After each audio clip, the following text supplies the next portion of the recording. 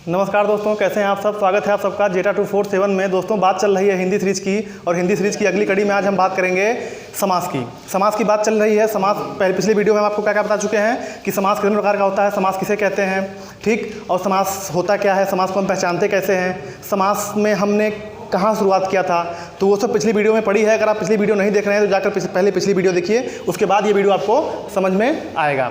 अब दोस्तों बात चल रही है समास की, तो समास कितने प्रकार के होते हैं पहले बता चुके हम आपको। 6 प्रकार के होते हैं, मुख्यतः 6 प्रकार के समास होते हैं।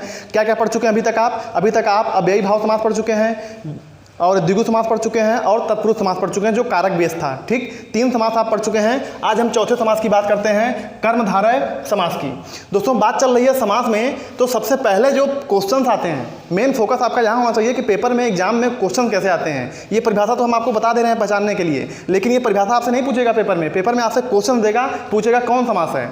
अब सबसे बड़ी जो चीज़ होती है समास में ना, तो समास को पहचाना कैसे जाता है, समास को आप पहचानेंगे कैसे। तो जो देखिए समास, कर्मधारय समास होता क्या है, ठीक, सीक्वेंस से चल रहे हैं बिल्कुल, ठीक। किताबों में हमने पहले बोल चुके हैं आपको कि अलग अलग किताबों में सीक्वेंस अलग अलग समास का मिल सकता है, अलग अलग सीक्वेंस आपको मिल सकता है, लेकिन जिस सीक्वेंस से आप पढ़ लो, ठीक, कोई मायने रखता है कि नहीं सीक्वेंस आपको कोई मायने रखता है, कोई नहीं मायने रखता, ठीक। अब हम चौथे नंबर पर ले रहे हैं कर्मधारय समास। अब देखिए परिभाषा क्या होती है, वह समास जिसका पहला पद विशेषण, बताएंगे अभी विशेषण क्या होता है, लेकिन आप देखो वह समास जिसका पहला पद विशेषण तथा दूसरा पद विशेष से होता है, ठीक, अथवा एक पद उपमान एवं दूसरा पद उपमेय होता है। मतलब समझ में आ रहा है, या तो पहला पद इसका विशेषण होगा, दूसरा विशेष होगा, या तो पहला पद उपमान होगा, दूसरा पद उपमेय होगा। ये क्या कहलाएंगे आपके, ये कहलाएंगे कर्मधारय समास कहलाएंगे। अब बात करते हैं हम लोग पहचान की कि इसको पहचानते कैसे हैं हम लोग कि ये कर्मधारय है। हाँ, एक बात आपको और बता दें कि अभी जब आगे हम पढ़ाएंगे आपको बहुब्रीहि समास, दोस्तों बहुत कन्फ्यूजन होता है, बच्चे यहीं मार खा जाते हैं। जो एग्जामिनर होता है ना, जो क्वेश्चन सेट करता है, आपको यही कंफ्यूज करेगा कर्मधारय समास में और बहुब्रीहि समास में। तो कर्मधारय बहुब्रीहि हम इतना अच्छे से पढ़ा देंगे आपको यहाँ पे कि आपको कोई मन में कोई डाउट, कोई कंफ्यूजन रहेगा ही नहीं, ठीक। बारीकियाँ बताएंगे कि पेपर में आपको बारीकियाँ क्या क्या पकड़नी है, कि पेपर में क्वेश्चन कैसे आते हैं, तो पहचानने का तरीका क्या क्या होता है, हम अलग कुछ बताएंगे आपको, ध्यान रखिएगा। अभी देखिए जो पहचानने का तरीका होता है, विग्रह करने पर दोनों पदों के मध्य में है जो, मतलब जब विग्रह करेंगे तो बीच में क्या आएगा, है जो या के समान आता है जो या के समान आदि आता है। ध्यान रखना दोस्तों, ये 2 शब्द बहुत मन रखता है जो और के समान, ठीक। ये पहचान है कब, विग्रह करने पर। आगे अभी उदाहरण में हम आपको लेंगे, जैसे, ठीक है, जैसे नील गगन, नीला है जो गगन, देखिए नील गगन। अब देखिए इसका विग्रह करेंगे तो क्या हो जाएगा, नीला है जो गगन। देखिए क्या क्या आ गया, है जो आ गया, बीच में क्या आ गया, है जो आ गया, ठीक। तो अभी बात करेंगे इसकी, इत्मीनान से बात करेंगे। पहले हम देख लेते हैं कि जो परिभाषा में इसके यूज हुआ है, विशेषण और विशेष, और ये क्या यूज हुआ है, उपमान एवं उपमेय। कभी कभी क्वेश्चन पूछ लेता है कि दे देगा उपमान की, पूछ लेगा कि इसमें उपमान क्या है, ठीक। आपको एक विग्रह दे देगा, ठीक है, विग्रह कोई दे देगा, उसमें पूछेगा उपमान क्या है, बताएंगे भी, ठीक है आपको। अब बात करते हैं हम लोग विशेषण की। जो पहला आया है विशेषण। अब विशेषण होता क्या है, ठीक, देखिए विशेषण विशेषता बताने वाला शब्द, विशेषता बताने वाला शब्द। जैसे एग्जाम्पल समझते हैं यहाँ पर, देखिए जैसे कुत्ता काला है, पहला शब्द क्या है हमारा, कुत्ता काला है।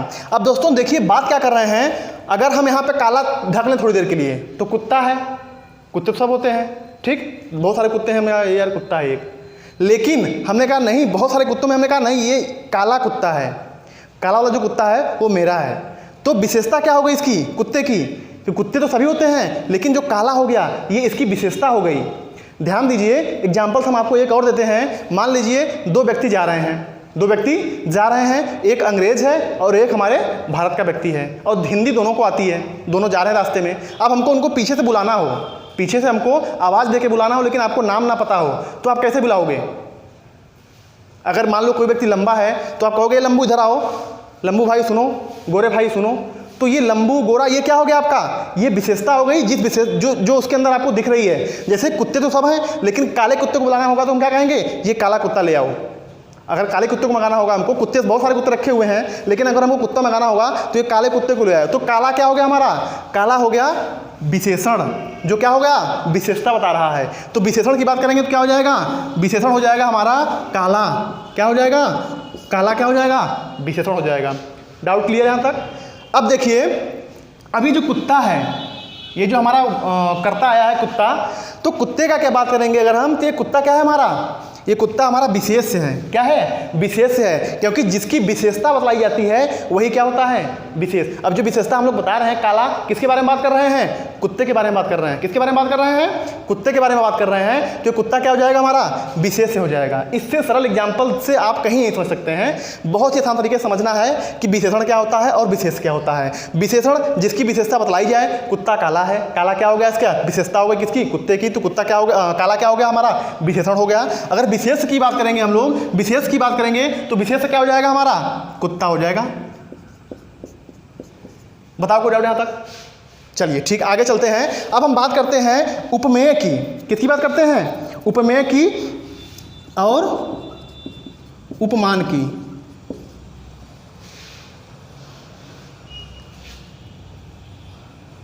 अब बात करते हैं हम लोग उपमेय और उपमान की। ठीक है, अब देखिए उपमेय क्या होती है। हाँ, आज बात करते हैं उपमान की। किसकी बात करते हैं हम लोग? उपमान की। अब फिर से देख लीजिए, विशेषण क्या है? विशेषता बताने वाला शब्द। कुत्ता काला है, काला क्या है? उसकी विशेषता है, तो क्या हो जाएगा? विशेषण हो जाएगा। जिसके बारे में बात कर रहे हैं, कुत्ते के बारे में बात करें, कुत्ता क्या हो जाएगा? विशेषण हो जाएगा। ठीक, आदमी लंबा है, तमाम तरह के एग्जाम्पल मिल जाएंगे, आगे भी मिलेंगे अभी। ठीक है, बात करेंगे। अब हम लोग बात करते हैं उपमान की। उपमान की, देखिए जिससे उपमा दी जाए, मतलब उपमान और उपमेय की जैसे ही बात होगी तो आपके दिमाग में आना चाहिए तुलना। मतलब यहाँ पर किसी न किसी की तुलना की जाएगी, किसी न किसी से तुलना की जाएगी। कैसे कि अब उपमेय क्या होता है? जिसकी उपमा दी जाए। उपमान होता है जिससे उपमा दी जाए, और उपमेय जिसकी उपमा दी जाए, मतलब जिससे हम लोग तुलना करेंगे। अगर मान लो किसी व्यक्ति की हम तुलना किसी से कर रहे हैं, तो जिससे हम लोग तुलना करेंगे वो हो जाएगा हमारा उपमान, और जिससे हम जिसकी तुलना कर रहे हैं, जिसकी उपमा दी जाती है, उसको क्या कहते हैं? उपमेय होता है। एक एग्जाम्पल है, उसे समझते हैं अच्छे से। देखिए जैसे चंद्रमुख। चंद्रमुख, तो अब बात करते हैं दोस्तों हम लोग चंद्रमुख की। देखिए चंद्रमुख, अब चंद्रमुख बात करें तो इसका विग्रह करेंगे, अगर समास विग्रह करेंगे तो चंद्र के समान मुख, चंद्र के समान मुख। अब देखिए चंद्र, अब हम मुख की तुलना किससे कर रहे हैं? देखिए अब शब्द पूरा पढ़िए, चंद्र के समान मुख, मतलब हम यहाँ पर मुख की तुलना किससे कर रहे हैं? चंद्रमा से कर रहे हैं। किससे कर रहे हैं? चंद्रमा से। देखिए उपमान, जिससे उपमा दी जाए, तो हम किससे उपमा दे रहे हैं? ये तुलना किसकी कर रहे हैं हम लोग? चंद्र से तुलना कर रहे हैं, तो ये क्या हो जाएगा हमारा? उपमान हो जाएगा। ये मुख क्या हो जाएगा हमारा? उपमेय हो जाएगा। सरल शब्दों में समझिए दोस्तों, उपमान उपमेय छोड़ दीजिए, उसकी बस शब्द याद रखिए और एग्जाम्पल यहाँ सरल शब्दों में समझिए कि अगर हम जिससे तुलना करेंगे, चंद्रमा, चंद्रमुख, चंद्रमुख, तो क्या हो जाएगा? चंद्र के समान मुख। अब देखिए चंद्रमा, अब बात कर रहे हैं हम लोग तुलना की, बात कर रहे हैं हम लोग तुलना की बात कर रहे हैं, तो चंद्र के समान मुख, तो हम किसकी तुलना कर रहे हैं? चंद्रमा की बात कर रहे हैं। मतलब जिससे तुलना करेंगे, जिससे तुलना करेंगे वो क्या हो जाएगा? उपमान हो जाएगा। जिसकी तुलना करेंगे वो क्या हो जाएगा? उपमेय हो जाएगा। इतनी चीज समझ में आई? चलिए आगे चलते हैं। अब हम लोग एग्जाम्पल की तरफ चलते हैं। कंफ्यूज नहीं होना आपको, बिल्कुल ध्यान से पढ़ते हुए चलना कि विशेषण क्या होता है, विशेष क्या होता है, उपमान क्या होता है, उपमेय क्या होता है। अब दोस्तों अगर हम उपमान की बात करें, फिर से देख लीजिए एक बार, उपमान की अगर बात करेंगे, जिससे उपमा दी जाए, चंद्रमुख, चंद्र के समान मुख। अब चंद्रमा की तुलना किससे हम कर रहे हैं? मुख की तुलना कैसे कर रहे हैं हम लोग? चंद्रमा से। मतलब अपने मुख की तुलना हम चंद्रमा से कर रहे हैं कि मेरा मुख जो है वो चंद्रमा के समान है। अब चंद्रमा तो हो नहीं सकता है, बस तुलना कर रहे हैं कि मेरा मुख चंद्रमा के समान है। तो चंद्र क्या हो गया हमारा? उपमान हो गया, क्योंकि किससे? इससे तुलना की जा रही है, और जिसकी तुलना की जा रही है मुख, वो क्या हो गया हमारा? उपमेय हो गया। आगे चलते हैं, कुछ उदाहरण देखते हैं हम लोग, उदाहरण से समझते हैं, अच्छे तरीके से प्रैक्टिस करते हैं। अब बात करते हैं कुछ उदाहरण की, कुछ एग्जाम्पल की। देखिए जैसे पहला एग्जाम्पल है हमारा नील गगन। जैसे एग्जाम्पल अभी लिया था हमने, नील गगन, मतलब नीला है जो गगन। परिभाषा याद रखिए, कर्मधारय समास। अभी हमने लिखा था नीचे पहचान, पहचान क्या लिखा था हमने? है जो या के समान, है जो या के समान। अब बात करते हैं, देखिए पहचान, कर्मधारय समास की पहचान जो होती है ये आपको याद रखना है। परिभाषा याद रहे या नहीं याद रहे आपको, लेकिन ये पहचान आपको याद रखना है कि विग्रह करने पर है जो आएगा, ठीक, या के समान। यहाँ पर विशेषण या विशेष आएगा, यहाँ पर उपमा या उपमेय आएगा। अब हम बता चुके हैं, वहाँ पे नहीं जाते हैं, बता चुके हैं उपमा क्या होता है, उपमेय क्या होता है, विशेषण क्या होता है, विशेष क्या होता है। ठीक है, अब बात करते हैं नील गगन की। अब देखिए जो एग्जाम्पल्स में जो बहुत ज़्यादा कन्फ्यूजन होता है दोस्तों, बार बार हम बोल रहे हैं कि कर्मधारय समास और बहुब्रीहि समास जो हम नेक्स्ट लेक्चर में आपको बताएंगे, वहाँ पर कन्फ्यूजन बहुत क्रिएट करता है, लेकिन हम आपको बताते हुए चलेंगे तो आप सावधानियाँ बरतेंगे तो आप पेपर में आराम से क्वेश्चंस को कर पाएंगे। देखिए जैसे नील गगन, नीला है जो गगन, नीला है जो गगन। अब नील गगन, गगन की तुलना किससे की जा रही है? नीले की। ठीक, मतलब नीला है जो गगन, है जो आ गया, क्या आ गया? है जो। तुलना होगी हमेशा। देखिए दुरात्मा, बुरी है जो आत्मा, आत्मा कौन बुरी है? आत्मा। देखिए नीला है जो गगन, विशेषण यहाँ पे क्या निकल रहा है? तुलना नहीं आ रही है यहाँ पे क्या आ रहा है? नीला है जो गगन। मतलब यहाँ पर आपको विशेषण और विशेष से मतलब किसी की विशेषता बता रहा है। गगन तो है लेकिन कैसा है वो? नीला है। कैसा है वो? नीला है। तो ये विशेष से हो जाएगा और ये विशेषण हो जाएगा। ऐसे ही पहचानते हुए आगे चलेंगे। जैसे पर्णकुटी, पर्णकुटी, पर्ण से बनी कुटी। कुटी तो सब बनती हैं लेकिन किससे बनी हुई है? ये पर्ण से बनी हुई है। ठीक, एक विशेष प्रकार की सामग्री होती है, पर्ण से बनी कुटी। अब बात करते हैं हम लोग महादेव। महादेव में क्या है? महान है जो देव। मतलब देव कैसे हैं? महान है। देव तो बहुत सारे हैं लेकिन ये कैसे हैं? ये महान। तो महान में क्या है? इन महान इनकी विशेषता है। किसकी? देव की। अगर विशेष की बात करेंगे तो विशेष से देव हो जाएगा, विशेषता क्या हो जाएगी? महान हो जाएगी। कन्फ्यूजन नहीं होना है, बिल्कुल पढ़ के आसानी से करते हुए समझते हुए चलना है। जैसे आ गया पीताम्बर, पीला है जिसका अंबर। अब देखिए कन्फ्यूजन तो यहाँ पे होता है आपको। अभी तक यहाँ पर कहीं अर्थात निकल रहा था क्या? देखिए हाँ, महादेव में भी अर्थात निकल रहा, महान है जो देव अर्थात महादेव। ठीक, विग्रह करने पर आ रहा था। तो पीताम्बर, पीला है जिसका अंबर अर्थात श्री कृष्ण। मतलब पीताम्बर से नाम नहीं पता चल रहा है यहाँ पर, मतलब उनके पहनावे से हम लोग पहचान रहे हैं कौन है ये? श्री कृष्ण है। तो ये सब समास जो आते हैं ये बहुब्रीहि समास में आएंगे जहाँ पर अर्थात निकलकर शब्द बनता है, एक नया शब्द बनता है। जैसे देखिए पीला है जिसका अंबर अर्थात श्री कृष्ण। लेकिन ये कर्मधारय समास भी हो सकता है और बहुब्रीहि समास भी हो सकता है। देखिए हमने लिखा है कर्मधारय समास में, हमने तो कर्मधारय समास में लिखा है इसको। हाँ, तो याद रखना दोस्तों, पीताम्बर जहाँ पर आएगा वहाँ ऑप्शन में आपको या तो कर्मधारय मिलेगा या तो बहुब्रीहि समास मिलेगा। ये बहुत बड़ी एक विशेषता है क्वेश्चन एग्जामिनर की जो आपको पेपर में पूछेगा। ये माइनर मिस्टेक जो होती है ना, ये आपको याद रखना है कि या तो आपको कर्मधारय मिलेगा या तो आपको बहुब्रीहि मिलेगा, ऐसे ऑप्शनों के लिए। ठीक, ऐसे ऑप्शनों के लिए नहीं, ऐसे ऑप्शनों के लिए। ठीक, और भी आगे आएंगे। ठीक है, बताएंगे भी आपको हम। जैसे कनक लता, कनक लता, कनक के समान लता। अब देखिए उपमा उपमेय आ गया, के समान तुलना की जा रही है। कनक लता, कनक के समान लता, कनक के समान लता। अब तुलना किससे की? लता की जो लता है उसकी तुलना, लता एक प्रकार का पेड़ है, ये तुलना किससे की जा रही है? कनक से। किससे की जा रही है? कनक से। ठीक, तो जहाँ पर तुलना की बात आएगी, ठीक, वहाँ पर उपमेय और उपमान आपको नजर आ जाएगा। ठीक, अब बात कर रहे हैं हम लोग कर कमल, कर कमल, कमल के समान कर, कमल के समान कर मतलब पैर होते हैं, पादु होते हैं, कमल के समान कर। ठीक है, कमल के समान कर। प्राण प्रिय, प्राणों के समान प्रिय, प्राण प्रिय, प्राणों के समान प्रिय। अब देखिए के समान आ गया, प्राणों के समान प्रिय हैं, मतलब हमारे हृदय से लगे हुए व्यक्ति हैं, प्राणों से ज़्यादा प्रिय हैं हमारे। ठीक, तो प्राण प्रिय मतलब प्राणों के समान प्रिय। यहाँ पर क्या आ रही है? तुलना की जा रही है प्राणों की, किससे? प्रिय की तुलना की जा रही है। ठीक, मृग नयन, मृग के समान नयन। मृग मतलब समझ रहे हैं ना? मृग नयन मतलब हिरण होता है, मतलब हिरण के समान नयन, मतलब नयनों की तुलना हमारी किससे की जा रही है? मृग के नयनों से की जा रही है। ठीक, किससे? मृग के नयनों से की जा रही है, हिरण के नयनों से की जा रही है। तो मृग नयन, मृग के समान नयन। तो कैसा समास हो जाएगा? कर्मधारय समास हो जाएगा। अधमरा, आधा है जो मरा, मतलब अधमरा आधा है जो मरा। ठीक, यहाँ पर आपको विशेष विशेष मिल जाएगा। परमानंद, परम है जो आनंद। एक कैसा समास है? कर्मधारय समास। अब देखिए परमानंद, परम है जो आनंद, अर्थात कुछ निकल रहा है क्या? नहीं निकल रहा है, तो सीधा सीधा हो जाएगा क्या? कर्मधारय समास हो जाएगा। अधमरा, आधा है जो मरा, अर्थात कुछ निकल रहा है क्या? नहीं निकल रहा है। हाँ, वहां निकलेगा जैसे दशानन अर्थात रावण, 10 भुजाओं वाला अर्थात रावण, 10 सिरों वाला अर्थात रावण। ठीक है, तो ये क्या हो जाएगा हमारा? बहुब्रीहि समास हो जाएंगे। ठीक, लेकिन अधमरा, आधा है जो मरा, अर्थात निकल रहा है क्या? नहीं निकल रहा है। परमानंद, परम है जो आनंद, अर्थात नहीं आ रहा है। तो किस में आएंगे? हमारे कर्मधारय समास में आएंगे। अभी हम आपको बताएंगे, तुलना करके बताएंगे कि द्विगु समास और कर्मधारय समास में क्या होता है। जैसे अगर एग्जाम्पल हम ले लें दशानन, क्या ले लें? दशानन। अब दोस्तों देखिए दशानन कैसा है ये, देखिए हम ले लिए दशानन, कैसा, दशानन ले रहे हैं हम। अब देखिए दोस्तों, अब कन्फ्यूजन आपको कहाँ पे होगा पता है, देखिए जैसे दशानन, अब देखिए यहाँ पर 10 भी आ रहा है, 10 क्या मतलब संख्यावाचक भी आ रहा है, तो कैसा समास हो जाएगा, ये तो हमारा द्विगु में भी आएगा, किसमें, द्विगु में भी आएगा, और कहाँ पे आएगा, ये कर्मधारय में भी आएगा, और कहाँ पे आएगा, ये बहुब्रीहि में भी आएगा, बहुब्रीहि में भी आएगा ये, ठीक। तो आपको ध्यान रखना है कि ये क्या हो जाएगा हमारे, अगर हम इसकी बात करेंगे, दशानन की बात करें, तो दशानन जो होगा ना, जहाँ पर आ जाएगा वहाँ पर या तो आपको कर्मधारय मिलेगा, या तो द्विगु मिलेगा, या तो बहुब्रीहि मिलेगा। अगर मान लो कर्मधारय और द्विगु समास में अगर कोई मिल गया तो आपको प्राथमिकता किसमें देनी है, पहले कर्मधारय समास को देनी है, क्योंकि दशानन 10 हैं सिर जिसके, दशानन, ठीक, अर्थात ब्राह्मण भी निकल के आ रहा है, इसलिए बहुब्रीहि तो ऑप्शन में देगा ही नहीं देगा। अगर बाई चांस आपको कर्मधारय और द्विगु दे रहा है तो आपको कर्मधारय मार के आगे बढ़ना है, ऐसा होता नहीं है, लेकिन अगर देगा तो।